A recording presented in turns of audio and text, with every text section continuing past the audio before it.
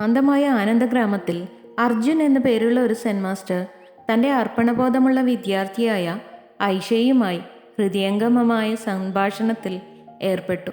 സൂര്യൻ ചക്രവാളത്തിന് താഴെയായി മുങ്ങി ഗ്രാമത്തിനു മേൽ ഊഷ്മളമായ പ്രകാശം പരത്തുമ്പോൾ വേദനയിൽ നിന്ന് സമാധാനത്തിലേക്കുള്ള അഗാധമായ യാത്ര പര്യവേക്ഷണം ചെയ്തുകൊണ്ട് മാസ്റ്റർ അർജുൻ പരിവർത്തനത്തിൻ്റെ ഒരു കഥ പങ്കിടാൻ തുടങ്ങി. ഐഷ മാസ്റ്റർ അർജുൻ തുടങ്ങി. ജീവിതത്തെ ഒരു വലിയ ക്യാൻവാസായി സങ്കല്പിക്കുക. അവിടെ വേദനയുടെയും കഷ്ടപ്പാടുകളുടെയും ഓരോ സ്ട്രോങ്ങുകളും വിരിയാൻ കാത്തിരിക്കുന്ന ഒരു മാസ്റ്റർ പീസിൻ്റെ അവിഭാജ്യ ഘടകമാണ്. പ്രതികൂല സാഹചര്യങ്ങൾക്കിടയിൽ വിരിഞ്ഞ ഒരു താമരയുടെ കഥ ഞാൻ നിങ്ങളുമായി പങ്കിടട്ടെ. വേദനയിൽ നിന്ന് ഉരുത്തിരിഞ്ഞ സൗന്ദര്യം അത് വെളിപ്പെടുത്തുന്നു. ജിജ്ഞാസയും വിശാല ഹൃദയവുമായി ഐഷ ഉടൻ വെളിപ്പെടാൻ പോകുന്ന ജ്ഞാനം ഉൾക്കൊള്ളാൻ തയ്യാറായി ബോധിവൃക്ഷത്തിൻ്റെ ചുവട്ടിലിരുന്നു. ആനന്ദയുടെ ഹൃദയത്തിൽ കബീർ എന്നൊരു ചെറുപ്പക്കാരൻ ജീവിച്ചിരുന്നു. മാസ്റ്റർ അർജുൻ പറഞ്ഞു. മറ്റു പലരെയും പോലെ കബീറിൻ്റെ ജീവിതവും വേദനയാൽ സ്പർശിക്കപ്പെട്ടിരുന്നു.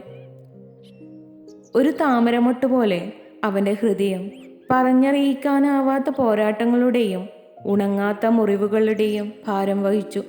എന്നിട്ടും ഉപരിതലത്തിനടിയിൽ ഒരു ഉറങ്ങിക്കിടക്കുന്ന താമര വിരിയാൻ കാത്തിരിക്കുന്നു. ഉള്ളിൽ മറഞ്ഞിരിക്കുന്ന പരിവർത്തനത്തിൻ്റെ സാധ്യതകൾ മനസ്സിലാക്കി കബീറിൻ്റെ യാത്ര ഐഷ വിഭാവനം ചെയ്തു. 1. നഷ്ടത്തിൻ്റെ കൊടുങ്കാറ്റ്. നഷ്ടത്തിൻ്റെ കൊടുങ്കാറ്റോടെയാണ് കബീറിൻ്റെ യാത്ര തുടങ്ങിയത്. മാസ്റ്റർ തുടർന്നു. പ്രിയപ്പെട്ടവരെ നഷ്ടപ്പെടുന്നതിൻ്റെ വേദന അവൻ അനുഭവിച്ചു.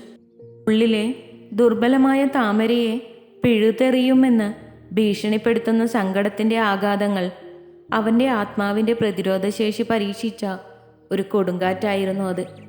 നഷ്ടത്തിൻ്റെ സാർവത്രിക സ്വഭാവം തിരിച്ചറിഞ്ഞ ഐഷ കബീറിൻ്റെ പോരാട്ടത്തിൽ സഹതപിച്ചു. 2. വഞ്ചനയുടെ ടൊറന്റുകൾ.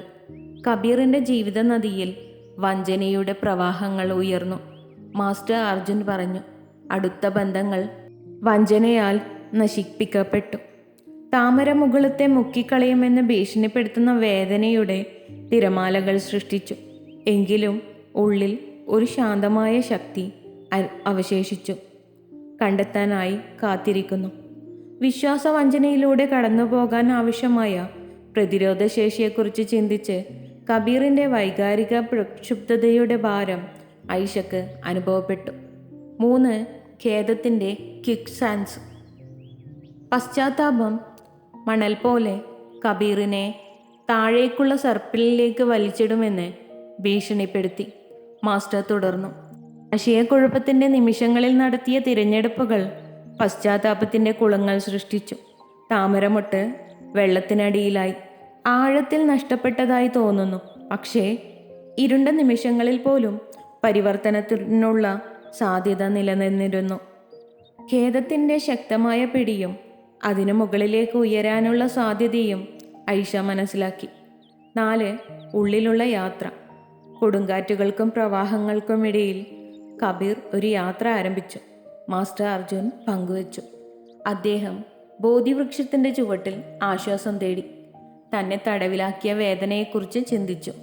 നിശബ്ദതയിൽ അവൻ സ്വന്തം ഹൃദയത്തിൻ്റെ മന്ത്രിപ്പുകൾ കണ്ടെത്തി. വേദനയിൽ നിന്ന് സമാധാനത്തിലേക്ക് അവനെ നയിക്കുന്ന നിശബ്ദ മാർഗനിർദ്ദേശം. സ്വന്തം കണ്ടെത്തലിൻ്റെ പരിവർത്തന ശക്തിയെക്കുറിച്ച് ചിന്തിച്ചുകൊണ്ട് ഉള്ളിൽ ആശ്വാസം കണ്ടെത്തുക എന്ന ആശയവുമായി ഐഷ പ്രതിധ്വനിച്ചു. 5. സ്വീകാര്യതയുടെ വിരിയുന്ന ഇതളുകൾ.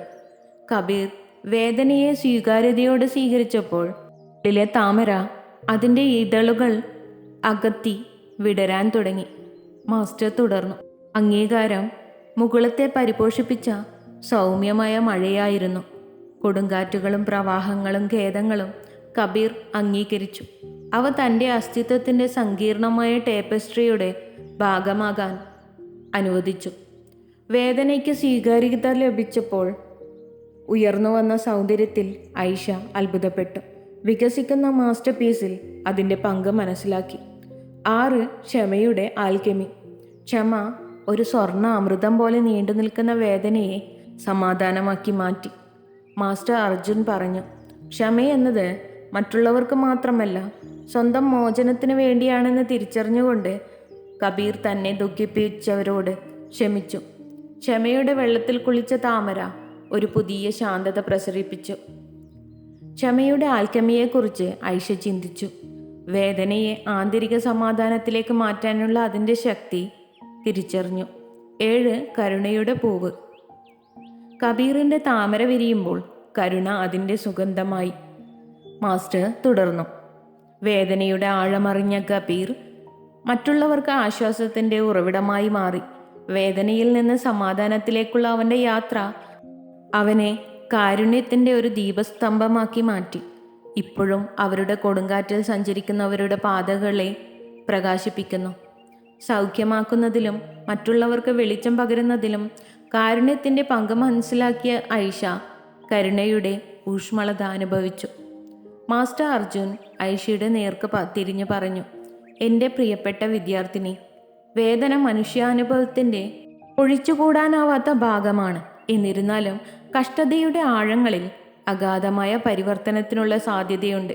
പ്രതികൂല സാഹചര്യങ്ങൾക്കിടയിലും കബീറിൻ്റെ താമര വിരിയുന്നത് പോലെ നിങ്ങളുടെ വേദനയെ ഉൾക്കൊള്ളുക.